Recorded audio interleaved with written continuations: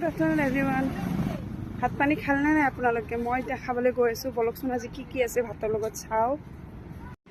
এইফালে লৈছোঁ পানী দিয়া ভাত আৰু এইফালে আছে ভাজি, পিঁয়াজ, নেচা ভাজি, আলু ভাজি আৰু এয়া ভেন্দি আলু ভাজি আৰু মাছ ভাজা।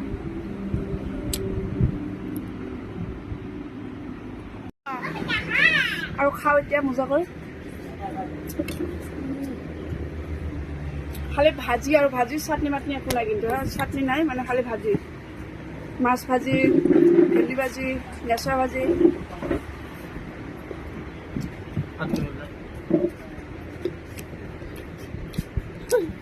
ইমান গৰমত পানী দিয়া ভাত বহুত মজা।